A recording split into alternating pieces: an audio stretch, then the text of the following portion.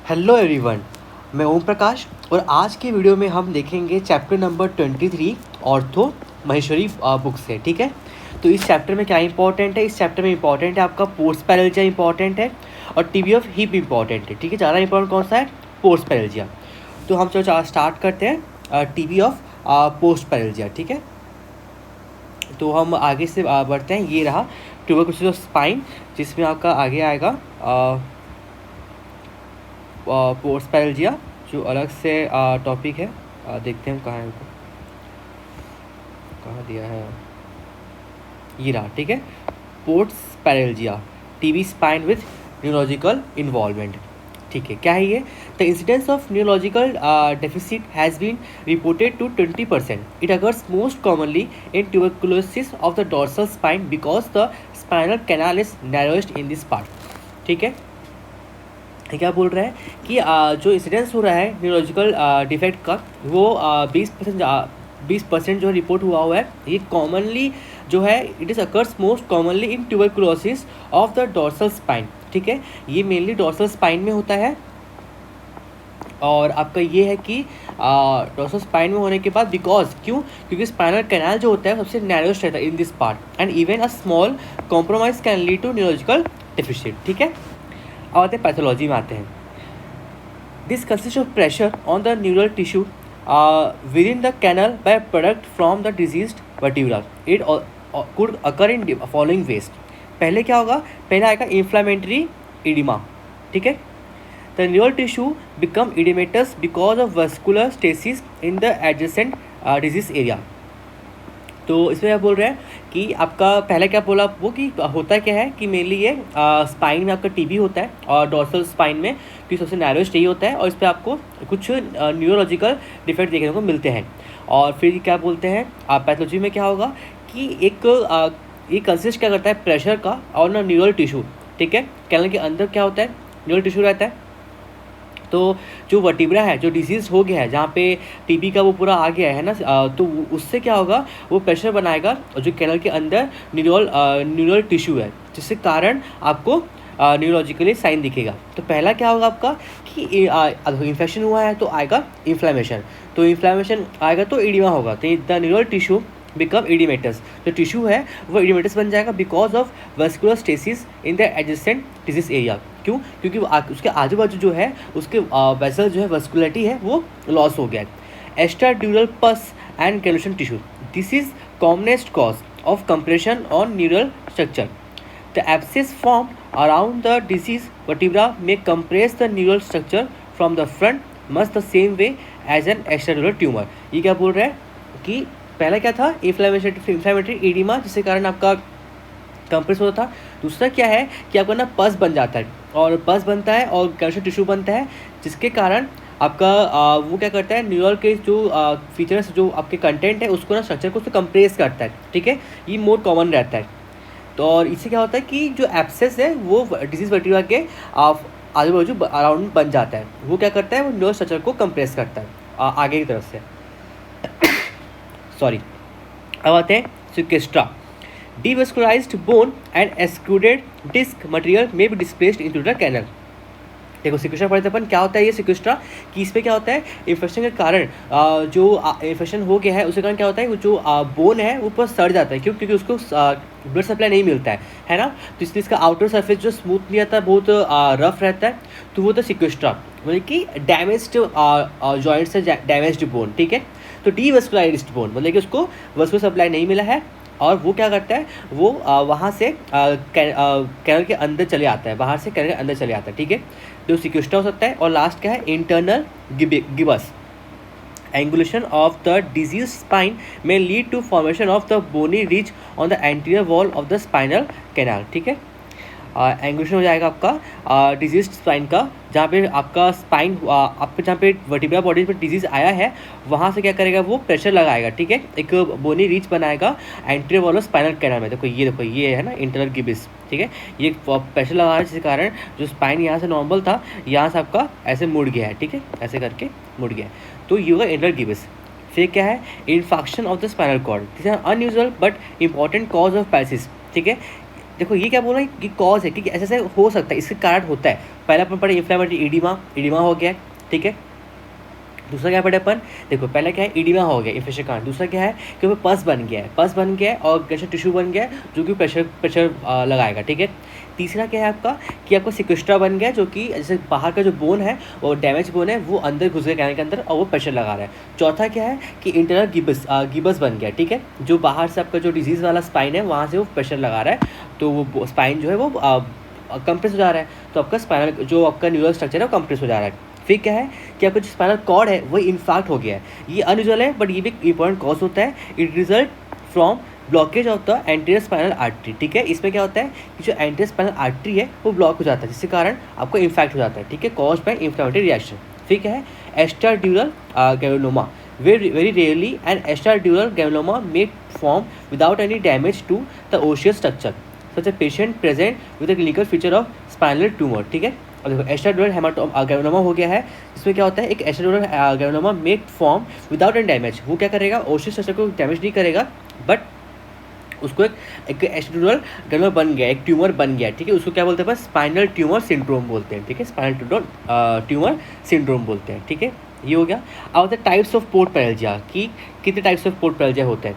It can be divided two types, दो type हो सकते हैं, अर्ली ऑनसेट ऑफ पैरेलजिया और लेट ऑनसेट ऑफ पैरेलजिया, ठीक है, अर्ली और late. Paraplegia occurring during the active phase of the disease usually within 2 years of onset of the disease. क्या बोल रही है, अर्ली मतलब क्या है कि आपको जो डिजीज़ हुआ है उसके 2 साल के अंदर आपको अगर सिम्टम आ रहा है, पैराप्लेजिया हो रहा है, तो वो आपका अर्ली होगा, ठीक है। लेट क्या है कि paraplegia occurring several years after the disease has become quiescent, disease ठीक हो गया है उसके बाद बहुत सालों के बाद हो रहा है आपको, है ना, usually at least 2 years after the onset of disease. 2 साल के आपके 2 साल के अंदर होता है और 2 साल के बाद होता है। Pathology of 2 types is different, दोनों का पैथोलॉजी डिफरेंट होता है। As also is prognosis table 23.8 जो है बताया है, ठीक है। ये रहा अर्ली ऑनसेट और लेट ऑनसेट, ठीक है। तो अर्ली कब होगा, आपका इन्फ्लेमेटरी कॉज हो सकता है इसमें, और मैकेनिकल कॉज हो सकता है। तो इन्फ्लेमेटरी में क्या आएगा, एप्सिस बन गया है, पढ़े थे अपन, है ना, एप्सिस के कारण, ग्रैनुलर टिश्यू के कारण, ठीक है। आपका जो सर्कमस्क्राइब्ड ट्यूबरकुलस फोकस बन गया है, आपका पोस्टीरियर स्पाइनल डिजीज़ है, आपको इन्फेक्टिव थ्रोम्बोसिस हो गया स्पाइनल ब्लड सप्लाई का, ठीक है, ये हो गया। मैकेनिकल में क्या है कि वही सिक्वेस्ट्रम बनेगा, और आपका क्या बोल जो डिस्क है वो इन्फेक्टेड हो गया है, और आपका जो पैथोलॉजिकल डिस्लोकेशन हो गया है, जैसे कि जो बोन है वो प्रेस कर रहा है कॉर्ड को, ठीक है, जो आप पढ़े अपन ये इंटरनल गिब्स। अब आते हैं अपन लेट की, बाद में क्या होगा, डिजीज़ है वापस रिकर हो गया है, और जो आपका prominent anterior wall of spinal canal in the case of severe kyphosis, अगर आपका इंटरनल गिब्स, इसमें क्या हो रहा है आपका कि बैक का जो हो रहा है वो बेंड हो जा रहा है, काइफोसिस हो जा रहा है, इसके कारण स्पाइनल में आपको प्रेशर पड़ रहा है, ठीक है।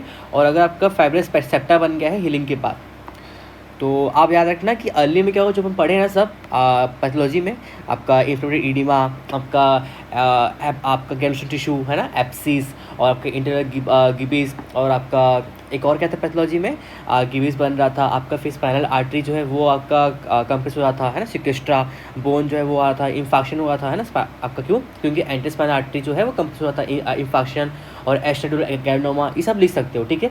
और बाकी आप अगर लेट पे क्या लिखोगे कि ये वापस से रिकर हो गया है, या फिर जो उसका कॉम्प्लिकेशन है काइफोसिस, उसके कारण आपको दिक्कत हुआ है, ठीक है। ये तो क्या आपका टाइप्स हो गया, क्या क्या पढ़े अपन, उसका होता क्या है ना। और यार ये ऐसा रखना कि जो स्पाइनल कॉर्ड है ना उसके अंदर क्या है हमारा न्यूरल स्ट्रक्चर है, तो यहाँ पे आपका वर्टिबल बॉडीज़ है, ठीक है। किसी वर्टिबल बॉडीज़ में टीबी होने के कारण क्या कर रहा है, वो इसको कंप्रेस कर दे रहा है। कंप्रेस करने के कारण हमें न्यूरोलॉजिकल आपको डिफेक्ट दिख रहा है, ठीक है। तो ये होगा, ठीक है। तो अब हम आते हैं क्लिनिकल फीचर में। Neurological complication can occur in a known case of tuberculosis of the spine, or the case may present for the first time with a neurological defect, ठीक है। या तो वो क्या बोलते हैं, हमको पता है कि उसको टीबी है तो उसको उसमें वो दिख सकता है, या फिर फर्स्ट टाइम दिख सकता है। अगर आपका फर्स्ट टाइम हो रहा है तो tuberculosis as a cause of paraplegia is detected. तो अगर देखो आपको कुछ न्यूरॉन स्ट्रक्चर, कुछ न्यूरॉन आपको फीचर दिख रहे हैं, सिम्टम दिख रहा है, तो हम लेके चलेंगे कि इसको टीबी है, तो हम उसको फिर इन्वेस्टिगेट करेंगे टीबी है कि नहीं है। Onset of paraplegia is gradual in most cases but in some it is sudden, ठीक है। कभी कभी क्या होता है कि जो ऑनसेट है वो धीरे धीरे बढ़ता है, लेकिन कभी कभी अचानक से बढ़ जाता है, ठीक है। Tubercular paraplegia is usually specific to start with clonus ankle और patellar is the most prominent early sign, ठीक है। जो एंकल और पटेलर में क्लोनस दिखेगा सबसे अर्ली साइन है आपका पॉट्स पैराप्लेजिया का, ठीक है। हमें क्या क्या दिखेगा, पहले कि मसल वीक हो जाएगा आप, ठीक है, मसल वीक हो जाएगा आप, पैराप्लेजिया हो जाएगा इन एक्सटेंशन, पैराप्लेजिया इन फ्लेक्शन और कंप्लीट फ्लेसिड पैराप्लेजिया, ठीक है। तो क्या बोल रही है, जो आपका स्पेस्टिसिटी है, आपका इनकोऑर्डिनेशन है due to pressure on the corticospinal tract, वो which is placed anteriorly in the cord and are probably more sensitive to pressure. तो आपका क्या होगा, जो हमारा न्यूरल स्ट्रक्चर है जहाँ पे कॉर्टिकोस्पाइनल ट्रैक्ट प्रेजेंट है स्पाइनल कैनाल में, वहाँ पे प्रेशर आएगा तो वहाँ पे आपको स्पेसिसिटी दिखेगा और मसल को वीकनेस दिखेगा, ठीक है। दूसरा क्या है कि paraplegia in extension, tone of the muscle is increase due to absence of normal corticospinal inhibition, ठीक है। देखो जो कॉर्टिकोस्पाइनल है वो इनिबिट करता है ना, तो आपका जो एक्सटेंशन है फ्लेक्शन है ये आपका ये कंट्रोल रहता है, ठीक है। लेकिन कॉर्टिकोस्पाइनल ट्रैक्ट जो बिगड़ गया है ना वहाँ पे, तो इसीलिए यहाँ पे क्या होगा, एक कंप्लीट पैराप्लेजिया एक्सटेंशन में चला जाएगा। एक क्या है paraplegia flexion, absence of paraspinal tract function. देखो कॉर्टिकोस्पाइनल और एक पैरास्पाइनल, तो पैरास्पाइनल क्या करता है, वो आपके फ्लेक्शन को कंट्रोल करता है और कॉर्टिकोस्पाइनल क्या करता है, वो आपको एक्सटेंशन को कंट्रोल करता है। और यहाँ पे क्या हुआ है कि जो टोन ऑफ मसल है वो आपका चला गया है पैराप्लेजिया इन एक्सटेंशन में, क्यों, क्योंकि वो कॉर्टिकोस्पाइनल ट्रैक्ट बिगड़ गया है, उसको बोलेंगे अपन पैराप्लेजिया एक्सटेंशन, एक क्या मसल का वीकनेस हो गया, ठीक है। और थर्ड में क्या है पैराप्लेजिया इन फ्लेक्शन, क्यों, क्योंकि यहाँ पे क्या हुआ है पैरास्पाइनल ट्रैक्ट है उसका एब्सेंस हो गया है, ठीक है। लास्ट में क्या था complete flaccid paraplegia, paraplegia become completely flaccid once all transmission across the cord stop. तो मतलब क्या है, अब देखो फ्लैसिड हो रहा है और क्या बोलते हैं आपका क्या बोलते हैं उसको, फ्लैसिड उल्टा क्या होता है याद नहीं आ रहा मेरे को। तो अब देखो इसमें क्या हुआ है कि स्पाइनल कॉर्ड में क्या है वो ट्रैवल आपको इम्पल्स जो है ट्रैवल कर रहा होता है ना, उसके हिसाब से आपको क्या बोलते हैं स्पास्टिक फ्लैसिड सब दिखता है। तो अब क्या हुआ कि इसमें क्या हुआ कि ट्रैवल करना बंद कर दिया है, तो वो कंप्लीट फ्लैसिड आपका पैराप्लेजिया हो जाएगा, ठीक है। अब आते हैं ग्रेड कि पॉड पैराप्लेजिया का ग्रेडिंग कैसे की है। तो एक होता है ग्रेड 1, ग्रेड 2, ग्रेड 3, ग्रेड 4। हम देखते हैं कि पोस्ट पैराप्लेजिया ग्रेडिंग इंपॉर्टेंट है भी कि नहीं हम लोग, क्योंकि जो इंपॉर्टेंट वही पढ़ेंगे है ना। सिंपली हमको पैथोलॉजी पूछता है, तो पैथोलॉजी अपन पढ़ लिए थे, ठीक है, क्या क्या जो होता है कौन से कारण। पैथोलॉजी में क्या लिखोगे आप कि आपका गैनोशन टिश्यू कारण हो सकता है, एब्सेंस कारण हो सकता है, आपका इन्फ्लेमेटरी एडिमा कारण हो सकता है, आपका सिक्वेशन कारण हो सकता है, आपका इंटरनल गिविस कारण हो सकता है, ठीक है। और फिर आपका एक्स्ट्राड्यूरल ट्यूमर है वो उसी कारण है ना, इंटरनल गिविस, एक्स्ट्राड्यूरल ग्रेनुलोमा, या फिर आपका इन्फेक्शन हो गया स्पाइनल कॉर्ड का। फीचर्स में क्या आएगा आपका, फीचर्स में ये आएगा, अब मसल वीकनेस हो गया है, पैराप्लेजिया एक्सटेंशन, पैराप्लेजिया फ्लेक्शन और आपका कंप्लीट फ्लैसिड पैरालिसिस हो जाएगा, ठीक है। और फिर सीधा अपन आते हैं इन्वेस्टिगेशन में आएंगे और मैनेजमेंट में आएंगे, नहीं पूछता ग्रेडिंग वेडिंग, तो ग्रेडिंग नहीं पढ़ेंगे अपन, ठीक है। और कॉज का अपन पढ़ लिए थे, अर्ली होता है, टाइप्स में अर्ली होता है और लेट होता है। कॉज आपका तो टीबी कारण हो रहा है ना, टाइप्स में आते हैं अपन इसमें, ठीक है। अब फिर भी सीधा आते हैं अपन इन्वेस्टिगेशन में, वही है हम अगर ये अगर इसको हमको पता है कि पहले टीबी था, फिर तो हमको पता चल जाएगा हाँ ये इसी का ये कारण हुआ है। अगर लगेगा कि इसको न्यूरल डिफेक्ट आया है तो हम पहले क्या करेंगे, उसका ब्लड सैंपल लेंगे है ना, उस पर अपन कल्चर कराएंगे, ठीक है, टीबी का, वही हमारा स्टेनिंग कराएंगे है ना, एसिड बेस एवी स्टेन बोलते हैं ना उसको, वो स्टेन कराएंगे अपन। तो वही लिखा होगा यहाँ पे देखो, it's usually possible to diagnose vertebral tuberculosis is as a cause of paraplegia by typical radiological sign. In some cases MRI scan may be done to see the type of vertebral destruction, कौन सा type का हुआ है vertebral destruction है ना, presence of paravertebral soft tissue abscess है कि नहीं है, और पैराप्लेजिया कॉजेस क्या है, वेदर पस के कारण हो रहा है, किसी कुछ के कारण हो रहा है, इसके लिए अपन MRI यूज़ कर सकते हैं। मेनली अपन क्या करते हैं, मेनली अपन एक्सरे से देख लेते हैं कि इसको क्या बोलते हैं ट्यूबरकुलोसिस का हुआ है पैराप्लेजिया। मगर हमको अगर टाइप ऑफ फ्रैक्चर जानना है, टाइप ऑफ वर्टिबल कौन सा वर्टिबल बॉडी जो है वो ख़राब हुआ है, या फिर सिक्वेशन कारण हुआ है कि पस के कारण हुआ है, उसके लिए अपन क्या करेंगे MRI करा देंगे, ठीक है। MRI भी हेल्प करेगा। और लास्ट में क्या सिटी स्कैन भी यूज़ कर सकते हैं अपन in some cases to better evaluate the vertebral canal. MRI is इसमें मेनली क्या होता है, MRI जो होता है वो होता है इन्वेस्टिगेशन चॉइस, क्योंकि हमको बेटर रिजल्ट, बेटर डायग्नोसिस बताता है, ठीक है। ये हो गया आपका मैनेजमेंट हो गया, क्या क्या है MRI, एक्सरे और आपका सिटी स्कैन, ठीक है। अब आते हैं ट्रीटमेंट। ट्रीटमेंट में क्या है, सिंपल वही है, टीबी हुआ तो टीबी ठीक करेंगे और बाकी हम जो बोन का है उसको ठीक करेंगे। तो एम क्या है, aim of treatment are as follows, ठीक है। To promote recovery of the affected neural tissue by reversing the cause responsible for compression as by drug और बाय ऑपरेशन। प्रिंसिपल क्या है इसका कि हम लोग को जो दिक्कत हुआ है उसके ऊपर उल्टा करेंगे। जैसे कारण हो रहा है पस है तो पस ड्रेन कर देंगे, है ना। और अगर आपका क्या बोलते हैं सिक्वेस्ट्रा है तो उसको अपन सिक्वेस्ट्रा को निकालेंगे ओपरेशन करके, है ना। तो वही बोल रहा है ये कि हम प्रमोट करें रिकवरी को जो न्यूरल टिश्यू अफेक्ट हुआ है। अपन अचीव करेंगे healing of the vertebral lesion and to support the spine till the disease segment become stable. To undertake rehabilitative measure to prevent contracture and to regain strength in the affected part, ठीक है। पहले अपन क्या किए, recovery को promote किए, फिर अपन recovery को अपन जो हीलिंग उसको अचीव करेंगे, हीलिंग को आगे क्या बोलते हैं अपन बढ़ाएंगे, कैसे उसको क्या बोलते हैं स्पाइन को सपोर्ट देंगे, है ना, डिजीज सेगमेंट को सपोर्ट देंगे, ठीक है। और फिर अपन लास्ट में एक रिहेबिलिटेशन वाला देंगे अपन, जिसको कॉन्ट्रैक्शन देंगे अपन, है ना, और उसको स्ट्रेंथ को रीगेन करने की कोशिश करेंगे। तो क्या होता है, एक होता है कंजर्वेटिव ट्रीटमेंट, एक होता है ऑपरेटिव ट्रीटमेंट, ठीक है। तो कंजर्वेटिव क्या आएगा, anti tubercular chemotherapy forms the main stay of the treatment. सही बात है, टीबी कारण हो रहा है तो हम सबसे पहले कोशिश करेंगे टीबी को ही खत्म करें। All patient are start on 4 drug anti tubercular. क्या क्या होता है, वही आइसोनियाजाइड एचआरजेडी होता है ना, एचआरजेडी आइसोनियाजाइड, रिफेम्पाइसिन, और आपका मेन होता है, और एक आपका इथाम्यूटिल होता है, क्या ई से होता है टॉक और पी से होता है ना। तो वो अपन देंगे 4 drug. The spine is put to absolute rest by sling traction. अपन स्पाइन को ना ज़्यादा मूवमेंट करने नहीं देंगे, उसको अपन स्लिंग ट्रैक करके उसको मोबिलाइज कर देंगे, उसको इमोबिलाइज करने की कोशिश करेंगे, उसको बेड रेस्ट देंगे फॉर डोर्सल लंबर स्पाइन के लिए। The palsied limb are taken care, ठीक है, जो लिम्ब पैलेस होगा उसको टेक केयर करेंगे। During the treatment repeated neurological examination of the limb is carried out to detect any deterioration or improvement in the neurological status। क्या बोल रहा है ये कि हम पहले टीबी का पूरा ट्रीटमेंट देंगे, टीबी का जो भी 4 HRZD जो होता है, और सॉरी क्या था वो, हाँ पैराजिनामाइड और इथम्ब्यूटल और आइसोनियाजाइड और रिफेम्पाइसिन, ये होता है ना। तो पहले क्या है, टीबी का ऐसा है कि आपका जो टीबी के बाद ठीक करेंगे उसको पहले ड्रग देंगे, 4 ड्रग मेनली वो मेन स्टे रहेगा। और फिर अपन क्या करेंगे, उसको ना बेड रेस्ट कराएंगे, उसको जो स्पाइन है उसको इमोबाइल कर देंगे, और उसको काफ़ी क्या बोलते हैं उसमें रिलीफ मिलेगा उसको, ठीक है, कैसे ट्रैक्शन के द्वारा या फिर स्प्लिंट के द्वारा। और फिर अपन चेक करते रहेंगे, बार बार एग्जामिन करते रहेंगे टाइम टू टाइम कि उसको कोई न्यूरोलॉजिकल साइन तो नहीं आ रहा है ना, क्योंकि अगर कोई और जगह हो सकता है उसको फिर अपन डिटेक्ट करेंगे कहीं और जगह कोई दिक्कत तो नहीं हो रहा है करके। ये तो क्या कंजर्वेटिव हो गया। अब आते हैं operative. If paraplegia does not improve, अगर पैराप्लेजिया इम्प्रूव नहीं होता है, ठीक है, और इफ इट एक्चुअली डिट्रॉयड्स और ख़राब हो रहा है, तो हमको फिर क्या करना है, सर्जरी करना पड़ेगा।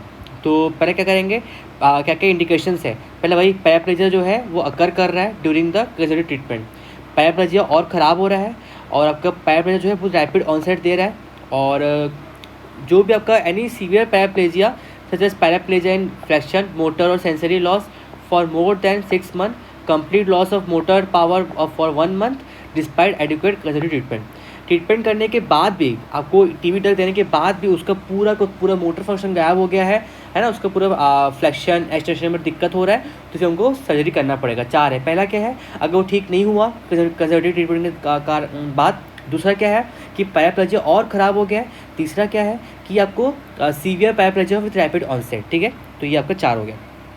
5वां क्या है, paraplegia is accompanied by uncontrolled spasticity. ये तो क्या, तब अपन देखते करना क्या है यार, ठीक है, ये सब नहीं लिखना आपको एग्जाम में, क्योंकि लिख भी नहीं पाओगे आप, है ना।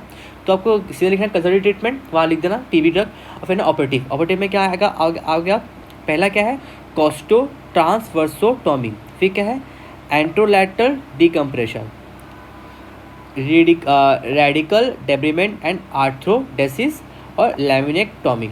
अब इसमें होता क्या क्या कैसे देखते हैं अपन, कॉस्टो ट्रांसवर्सटॉमी मतलब as a name suggest this operation consist of the removal of the section of rib 2 inch and transverse process, ठीक है।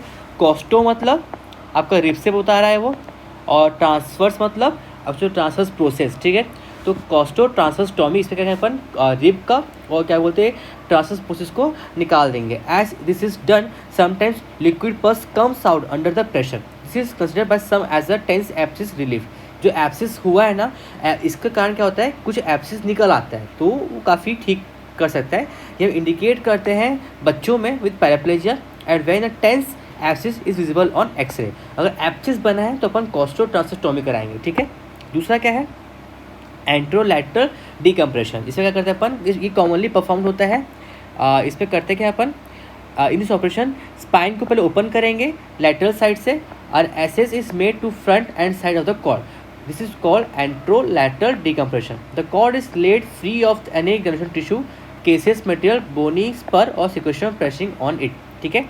फिर क्या करेंगे अपन, इसको क्या करेंगे अपन कि एंट्रोलैटरल डिकम्प्रेशन। तो अपन क्या करेंगे, उसको पहले जो स्पाइन को ओपन करेंगे लैटरल साइड से और उसके फिर अपन लैटर से ओपन करके अपन फ्रंट से एसेस करेंगे और देखेंगे कि कहीं पे उसको गैशन टिश्यू या सिक्वेस्ट्रम है ना, या फिर कोई केसेस मटेरियल तो नहीं है। अगर वो है तो उसको अपन उसको प्रेस करके उसको निकालेंगे अच्छे से, order achieve adequate exposure of the cord, फिर rib transverse process and part of body of the vertebra. इतना ही है, ठीक है।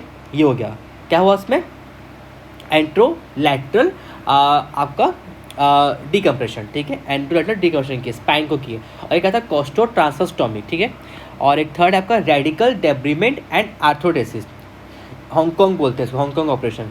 Where facility are available, a radical debridement is performed by exposing the spine from front using transthoracic or transperitoneal approach. All the dead and diseased vertebra are excised. इसमें क्या होता है कि अगर हमारे पास अच्छा ऑपरेशन का फैसिलिटी है ना, ओटी सब अच्छा फ़ायदा अच्छा है हमारे पास अवेलेबल है, तो हम क्या करेंगे, स्पाइन को निकालेंगे। स्पाइन को बोलते कि अपन उसको ऑपरेट करके अप्रोच करेंगे फ्रंट से, और जितने भी उसका वर्टिबल बॉडीज है, जितने भी पर्स है, सबको क्या करेंगे अपन एक्सरसाइज कर देंगे, उसको निकाल देंगे, ठीक है। फिर अपन बंद कर देंगे और फिर उसको क्या करेंगे, वो धीरे हीलिंग करने के लिए छोड़ देंगे। ये हो गया आपका रेडिकल डेब्रीमेंट एंड आर्थोडोसिस। लास्ट क्या है, लैमिनेक्टोमी। नाम से पता चल रहा है कि अगर कुछ ट्यूमर आ गया, जैसे कि एशेडोल ट्यूमर हो गया, स्पाइनल ट्यूमर सिंड्रोम है ना, अब क्या करेंगे अपन उसको क्या बोलते हैं, जहाँ पे ये पोस्टीरियर स्पाइनल डिजीज का कारण होता है, इस पर लैमिनेक्टोमी करेंगे, ठीक है।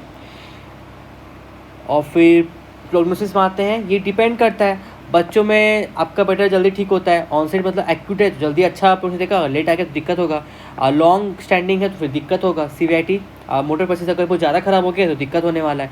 और प्रोग्रेस देखेंगे अपन, अगर वो जल्दी सडन प्रोग्रेस हो रहा है पैर पर जाएगा तो वो दिक्कत करेगा। ये हो गया, ठीक है। तो एक और रिवाइज कर लेते हैं अपन, पोर्टपैरालिजिया क्या होता है कि कोई भी आपके टीबी के कारण वर्टिबल बॉडीज जो डिजीज़ हो गया है, उसके कारण जो आपको न्यूरल स्ट्रक्चर में कंप्रेशन होता है और जिसके कारण आता है पैराप्लेजिया, उसको बोलते हैं पोर्टपैरालिजिया, ठीक है। इसके फिर आते हैं अपन पैथोलॉजी में आते हैं, क्यों होता है। पहला आपका था कि आपका इन्फ्लेमेटरी इडीमा हो गया। दूसरा क्या है आपका इन्फ्लेमेटरी इडीमा। दूसरा क्या था पॉइंट कि आपका जो वो है एस्टेडुलर पस है या फिर एब्सिस बन गया है ना, और गैनुलर टिश्यू बन गया है, वो कंप्रेस कर रहा है। और फिर तीसरा क्या है आपका, कोई बोनी है, कोई बोन पार्ट है, सिक्वेस्ट्रम है, वो कंप्रेस कर रहा है ना वहाँ पे। और इंटरनल आपका गिबस वो है, वो कंप्रेस कर रहा है। और फिर आपका एस्टेडुलर ट्यूमर बन गया है ना, वो कंप्रेस कर रहा है। या फिर स्पाइनल कॉर्ड का इन्फेक्शन हो गया। ये हो गया आपका पैथोलॉजी में आ गया। फिर टाइप्स में आते हैं, टाइप्स में अर्ली होता है और लेट होता है। अर्ली मतलब कि आपका जितनी पढ़े ना पैथोलॉजी अर्ली में आ जाएगा। लेट में कब आएगा कि रीअकरेंस हो गया है या फिर वापस से वो क्या बोलते हैं काइफोसिस कारण हो गया है। ये हो गया आपका। और फिर फीचर्स में आएंगे तो वही है, आपको 4 याद करना है। पहले आपका फ्लेक्शन, पूरा पैर प्रेजर फ्लेक्शन हो जाएगा, पैर प्रेजर एक्सटेंशन हो जाएगा, आपका मसल का वीकनेस हो जाएगा। और एक लास्ट में क्या था आपका, जो कंप्लीट फ्लैसिड पैसिस हो जाएगा। या कोई फीचर में आ गया। डायग्नोसिस कैसे करेंगे अपन, एक्सरे में अपन दिख जाता है। बाकी बेस्ट का अगर अपन जानना है कि कौन से फ्रैक्चर कारण हो रहा है ना, तो अपन एमआरआई कराएंगे। एमआरआई जो है वो इन्वेस्टिगेशन चॉइस रहता है और सीटी स्कैन भी कर सकते हैं। ट्रीटमेंट में क्या है, कंजर्वेटिव रहता है और आपका ऑर्थोपेडिक बताएगी ऑपरेशन वाला रहता है, ऑपरेटिव है ना। तो कंजर्वेटिव में क्या करना है आपको, सिंपल आप उसमें एंटी ट्यूबरकुलर ड्रग दोगे। अगर ठीक नहीं होता है तो आप सीधा आओगे ऑपरेटिव में। आओगे ऑपरेटिव में देखोगे कि अगर उसको बहुत सीवियर हो गया है ना, वो ठीक नहीं हुआ, ठीक है, और उसका बहुत सडन आ रहा है, तो अपन क्या करेंगे, सर्जरी कराएंगे। सर्जरी में क्या करेंगे, नाम क्या था, पहला नाम क्या था जिसमें हम लोग क्या कर रहे थे, रिब को और ट्रांसवर्स प्रोसेस को निकाल रहे थे, कोस्टो ट्रांसवर्स टॉमी, ठीक है। और दूसरा क्या था कि हम स्पाइन को निकाल रहे थे और उसको क्या बोलते हैं, स्पाइन को अपन अप्रोच कर रहे थे ऑपरेटिव खोल के, और उसको साइड से निकाल के फ्रंटली अपन क्या बोलते हैं अप्रोच कर रहे थे। उसका एब्सिस था, फिर सिक्वेस्ट्रम था, उसको निकाल रहे थे। उसका नाम क्या था, उसका नाम था आपका एंटेरोलैटरल डिकम्प्रेशन, ठीक है, एंटेरोलैटरल डिकम्प्रेशन। थर्ड में क्या है, थर्ड में आप क्या कर रहे हो कि आप ना वो कर रहे हो, रेडिकल डेब्रीमेंट कर रहे हो, वो जितने भी गंदगी सब है ना वर्टिबल बॉडीज़ को ही जो निकाल दे, कुछ डिजीज वर्टिबल बॉडीज़ है उसी को आप एक्सरसाइज कर दे रहे हो, ठीक है। और लास्ट में क्या है आपका लैमिनेक्टोमी, जिसमें क्या करें, अगर आपका कोई ट्यूमर बन गया तब आपका लैमिनेक्टोमी होगा, ठीक है। ये हो गया प्रोसेस। क्या है, डिपेंड करता है एज पे, ऑनसेट पे, सीवीआईटी पे, है ना, और आपके प्रोग्रेस पे डिपेंड करता है। पहला टॉपिक हो गया। अब आता है ट्यूबरक्लोसिस ऑफ हिप, ठीक है। अगर हिप में क्या दिक्कत होता है, अगर ट्यूबरक्लोसिस हो जाता है तो after spine the hip is affected. सबसे पहले आपको स्पाइन दिक्कत होगा अगर टीबी हुआ है तो, उसके बाद आपका हिप में होगा most commonly. It usually occurs in children and adolescent but patient at any as can be affected, ठीक है। अब आते हैं पैथोलॉजी कि आपको कैसे कैसे होगा। The basic pathology is the same as discussed on page 182। The usual initial lesion is in the bone adjacent to the joint, ठीक है। आइदर एस्टेबुलम में, है ना, कहाँ पे हमको डिजीज़ का इन्फेक्शन देखने को मिलेगा, या तो एस्टेबुलम में देखने को मिल सकता है या हेड ऑफ फीमर देखने को मिल सकता है ना, osseous tuberculosis. In some cases the lesion may begin in the synovium synovial tuberculosis, but quickly the articular cartilage and the bone are affected. A purely synovial tuberculosis can, as seen in the knee joint, is uncommon in the hip, ठीक है। इस पर क्या बोल रहे हैं हम, main याद रखेंगे कि मेन क्या क्या रहता है आपका, एस्टेबुलम में हो सकता है ना, हेड ऑफ फीमर में हो सकता है, नेक ऑफ फीमर में हो सकता है, ठीक है, ये हो सकता है। फिर अपन सीधा आएंगे इसके क्लिनिकल फीचर्स में आएंगे अपन, ठीक है।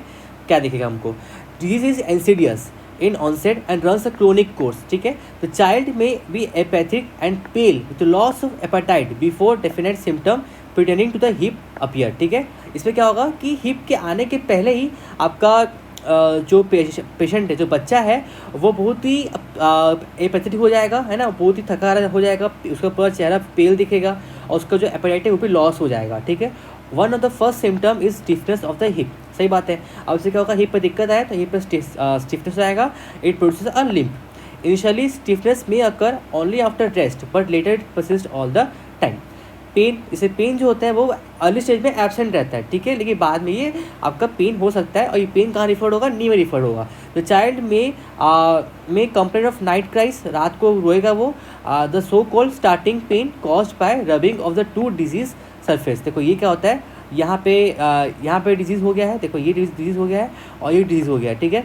तो ये क्या होगा, ये रब होता है ना, यहाँ रब होगा, और रब होगा तो उसको बहुत दर्द होगा बेचारे को, है ना, बच्चे को। इसलिए रात को वो रोएगा, काफ़ी रात को रोएगा, है ना। When movement occurs as a result of the muscle relaxation during sleep. Later there may be cold abscess around the hip और there may burst resulting in discharging sinus. तो क्या करिएगा हम लोग को, पहला क्या है कि मेनली टीबी जो होता है स्पाइन में करता है, फिर हिप में हो सकता है ये, और ये मेनली हिप में कहाँ करेगा, पैथोलॉजी में आएंगे। तो बेसिक पैथोलॉजी क्या है कि ये मेनली जो कॉज करता है आपके एस्टेबुलम में, आपके नेक ऑफ फीमर में, आपके हेड ऑफ फीमर में, ठीक है, वहाँ पे करता है, बॉडी ऑफ फीमर में, और ये आपका हो जाएगा पैथोलॉजी। और आपका अगर वो मेनली आपका अगर क्या था वो नाम क्या था आपका, हाँ, अगर साइनोवियल मेम्ब्रेन को करेगा तो साइनोवियल ट्यूबरक्लोसिस बोलेंगे उसको। और अगर आपका आर्टिकुलर कर देगा तो आर्टिकुलर और जॉइंट में चले जाएगा वो, है ना, नी जॉइंट में चल जाएगा, लेकिन बहुत अनकॉमन रहता है, ठीक है। और फिर अपन इसके फीचर्स में आ गए थे कि फीचर्स में क्या होगा कि पहले जो है और जो ऑनसेट है सिम्टम का वो भारी काफ़ी इंसिडियस रहता है ऑनसेट। और इसमें होता क्या है मेनली कि इसमें ना आपका मेन जो है ना बच्चा का ना एपेटाइट बहुत कम हो जाएगा, उसका चेहरा पेल हो जाएगा, काफ़ी पेल एरिया दिखेगा उसको, है ना। और उसको क्या बोलते हैं, काफ़ी वो हो जाएगा पैथेटाइट हो जाएगा। और उसके बाद क्या होता है कि ना उसके बाद ना डिजीज़ जब होता है ना तो बच्चा रात को रोने का वो करता है कि उसको बहुत दर्द होता है। क्यों? क्योंकि उस समय क्या होता है कि जो दो सरफेस है, डिजीज सरफेस है, वो रब होते हैं तो वो पेन प्रोड्यूस करता है, ठीक है। तो नाइट क्राइंग का उसको वो आएगा। शुरुआत में पेन एब्सेंट रहता है लेकिन बाद में पेन भी चालू हो सकता है उसको। वहाँ पे हिप का जो है इंस्टेबिलिटी फील होगा उसको, है ना, मोबिलिटी थोड़ा कम हो जाएगा, ठीक है। और फिर बाद में क्या होगा, लॉन्ग टर्म में फिर वहाँ पे डिस्चार्ज हो सकता है, साइनस बन सकता है। अब आते हैं एग्जामिनेशन, कैसे अपन एग्जामिन करेंगे। ये कैसे का पहले गेट देखेंगे। Lameness is one of the first sign, ठीक है। लेमनेस होता है वो पहले साइन होता है। In the early stage it is because of stiffness and deformity of the hip. Because of the flexion deformity at the hip the child stand with the compensatory aggregated lumbar lordosis. तो हम लोग देखेंगे simple कि इसमें क्या होता है कि जो गेट है उस पर अपन देखते हैं, इसको गेट पर दिक्कत होता है, ठीक है। गेट दिक्कत होगा उसको उसको कौन सा गेट दिक्कत होगा? फर्स्ट साइन होता है ये, क्योंकि आपका हिप जॉइंट में डिफॉर्मिटी हो गया, स्टिफनेस हो गया, because of the flexion deformity हो गया हिप में। The child stands with the compensatory as aggregated lumbar lordosis, ठीक है। While walking the hip is kept stiff, एक स्टिफ हो गया है, तो फॉरवर्ड और बैकवर्ड मूवमेंट है as the lumbar spine is used for propulsion of the lower limb. इसको बोलते हैं अपन स्टिप हिप गेट बोलते हैं। तो याद रखना आपके टीबी ऑफ हिप में स्टिप हिप गेट दिखता है, ठीक है। फिर बाद में क्या होगा? Limb is aggravated by pain so that child hesitate to take the weight of the affected side, this is called a painful और एंटालर्जिक गेट। ये गेट हो गया। आपका जो वेस्टिंग मसल वेस्टिंग दिखेगा, वहाँ पे स्वेलिंग दिखेगा, साइनस बन सकता है, लेट कॉम्प्लिकेशन, डिफॉर्मिटी हो सकता है और शॉर्टनिंग हो जाएगा आपका लेग का, ठीक है। आपका मूवमेंट क्या है वो रेस्ट्रिक्ट हो जाएगा आपका, ठीक है, ये हो जाएगा। तो क्या क्या हो जाएगा आपका पहले क्या गेट देखोगे, गेट पे क्या स्टिफ हिप गेट दिखेगा आपको, और दूसरा क्या है मूवमेंट जो है वो देखोगे आप, है ना, मसल वेस्टिंग हो जाएगा, आपका स्वेलिंग होगा वहाँ पे, आपका वहाँ पे साइनस फंक्शन दिखेगा आपको, ठीक है, और डिफॉर्मिटी हो जाएगा, वो सब दिख जाएगा। अब आते हैं अपन उसके स्टेज नहीं पूछ रहा है, अपन सीधा उसके आएंगे इन्वेस्टिगेशन में आते हैं, ठीक है। अपन एक्सरे देखेंगे, एक्सरे से एग्जामिन करेंगे अपन पेल्विस का विद बोथ हिप्स एपी और लैटरल व्यू तो of the affected hip are essential. Inclusion of the normal hip in the same film on the AP view helps in comparing the joint space on the two side. MRI scan भी कर सकते हैं अपन early diagnostic के लिए, ठीक है। तो हमको क्या दिखेगा? हेजीनेस, ठीक है, एक हेजीनेस दिखेगा, लाइटिक लेसन दिखेगा, जो जॉइंट स्पेस है वहाँ वो उसका स्पेस कम हो जाएगा, सही बात है, क्योंकि वहाँ डिजीज़ हो गया है, क्योंकि वहाँ साइंस बन गया है ना, एब्सिस बन गया है। आउटलाइन जो है इरेगुलर रहेगा उसका, और एस्टेबुलर चेंजेस दिखेगा हम लोग को, और हीलिंग और साइन जो है वो नहीं दिखेगा हम लोग को, ठीक है। तो क्या क्या है? पहला क्या है? Haziness of the bone around the hip is earliest sign. सबसे पहले क्या है? जो हिप का अराउंड में बोन है वहाँ पे दिखेगा हेजीनेस, ठीक है। और फिर lytic lesson, they may be lytic lesions in the region specified figure, हटाओ। फिर आते हैं अपन जो जॉइंट स्पेस है वो कम हो जाएगा, क्यों? क्योंकि जो कार्टिलेज है वो डिस्ट्रक्शन हो गया, वो ख़राब हो गया, ठीक है, डिस्ट्रक्ट हो गया। और आपका फिर आउटलाइन है, आउटर स्मूथ नहीं रहेगा, काफ़ी इरेगुलर रहेगा, काफ़ी रफ टाइप का रहेगा, क्यों? क्योंकि इस पर क्या हो रहा है? डिजीज़ का प्रोसेस के कारण डिस्ट्रक्शन हो रहा है बोन का, ठीक है। और फिर हम देखेंगे कि उसको जो एस्टेबुलम है वो दिक्कत होगा, जो हेड है may be lying out the acetabulum, ठीक है। हेड है फीमर का, वो एस्टेबुलम के बाहर रहेगा, in pseudo acetabulum on ilium, the wandering acetabulum बोलते हैं इसको अपन, ठीक है। और अपीयरेंस रहेगा अपन पिस्टल एंड मोटर की तरह, अपीयरेंस रहेगा पिस्टल और मोटर की तरह। और the disease start healing there may be sclerosis around the hip, तो हमको स्क्लेरोसिस दिखेगा अपन को, स्क्लेरोसिस, ठीक है। अगर मैं क्या कि अपन इसको कंफर्म कर सकते हैं, आप वो कर सकते हो, उसमें टीबी है तो आप एसिड बेसिस स्टेन्स देख सकते हो अपन उसको, है ना, और उस आपका ब्लड कल्चर करा सकते हो, वो सब कर सकते हो। फिर बायोप्सी कर देंगे, बायोप्सी में आप क्या करोगे? पोस्टीरियर अप्रोच जाओगे और साइनोम का पीस लोगे और उसको फिर हिस्टोपैथोलॉजिकल एग्जामिन में डाल दोगे, ठीक है। डीडी में नहीं पूछेगा। सिर्फ ट्रीटमेंट में आते हैं अपन। ट्रीटमेंट क्या है? प्रिंसिपल ट्रीटमेंट सीधा अपन आएंगे कि हम लोग को प्रिंसिपल ट्रीटमेंट क्या है? वही कि अपन रिकवरी लाना है और उसकी रिकवरी फास्ट एंड करना है ना। तो सीधा आता है, एक आता है कंजर्वेटिव, एक आता है ऑपरेटिव। कंजर्वेटिव क्या है? सिंपल है, आप एंटीट्यूबरकुलर ड्रग दोगे, ठीक है, और केयर करोगे हिप को मोबाइल नहीं होने दोगे, उसको स्प्रिंट लगा दोगे, है ना, उसको वो हो जाएगा। और फिर ऑपरेटिव में क्या है? Joint debridement, Girdlestone arthroplasty, arthrodesis, corrective osteotomy, total hip replacement, ठीक है। तो क्या क्या है? Joint debridement, the joint is open using posterior approach, joint is open using posterior approach, pus, necrotic tissue, inflamed synovium and dead cartilage are remove, ठीक है। हम क्या करेंगे? जॉइंट को डेब्रीमेंट करेंगे, क्या करेंगे? पोस्टीरियर अप्रोच से अपन जॉइंट को खोलेंगे, ओपन अप्रोच करेंगे, उसके बाद अपन पस हो गया, नेक्रोटिक टिश्यू हो गया, इन्फ्लेम्ड साइनोवियम हो गया और डेड कार्टिलेज हो गया, उसको अपन रिमूव कर देंगे। Any cavity in the head of the femur और एस्टेबुलम आर क्रिएटेड, ठीक है। कोई भी कैविटी रहेगा हेड ऑफ फीमर में फिर एस्टेबुलम में, उसको अपन निकाल देंगे, ठीक है। अच्छे साफ कर देंगे जॉइंट को वॉश करेंगे, तो क्या हो गया? जॉइंट डेब्रीमेंट हो गया। फिर आता है Girdlestone arthroplasty, the hip joint is exposed using the posterior approach, ठीक है। गिडल स्टोन आर्थोप्लास्टी और जॉइंट डेब्रीमेंट। तो गिडल स्टोन में क्या होगा? जो हिप जॉइंट है इज एक्सपोज्ड, है ना, using posterior approach, head and neck of the femur are excised, ठीक है, हेड और neck of femur are excised. इसमें क्या करें अपन कि ना फीमर के ही हेड और नेक को एक्सरसाइज कर देंगे, डेड नेगेटिव टिश्यू और ग्राइंडेड टिश्यू को अपन निकालेंगे। और फिर पोस्ट ऑपरेटिवली अपन क्या करेंगे, bilateral skeletal traction is given for 4 weeks followed by immobilisation of the hip. तो ये हो जाएगा आपका गिडलस्टोन आर्थ्रोप्लास्टी। ठीक है, जॉइंट डेवलपमेंट हो गया और गिडलस्टोन आर्थ्रोप्लास्टी हो गया। और फिर उसके बाद आपका आर्थ्रोडेसिस, इसमें क्या होता है कि जहाँ पे स्टिफ हो गया है हिप, वहाँ पे जहाँ पे आपका फंक्शनली आपका दिक्कत कर रहा है हिप का, तो आप वहाँ पे क्या करोगे, सर्जिकली आप उसको नॉक करोगे। ठीक है, फिर आप वहाँ पे क्या करोगे, cases where bony ankylosis of the hip has occurred in an unacceptable position from the functional view point, a subtrochanteric corrective osteotomy of femur is required. ठीक है, अगर बहुत ज़्यादा खराब हो गया तो अपन तुरंत हिप को ही रिप्लेस कर देंगे। ठीक है, ये आपका हो गया। तो एक बार और रिवाइज कर लेते हैं। हिप का सेकेंड मोस्ट कॉमन होता है हिप, है ना, कहाँ गया, ये रहा हिप, है ना। सेकंड मोस्ट कॉमन रहता है, कोई भी एज में हो सकता है। पैथोलॉजी क्या है, सिंपल आपका डिजीज कहाँ होगा, एस्टेबुलम में हो सकता है, head of femur, neck of femur और बॉडी ऑफ फीमर।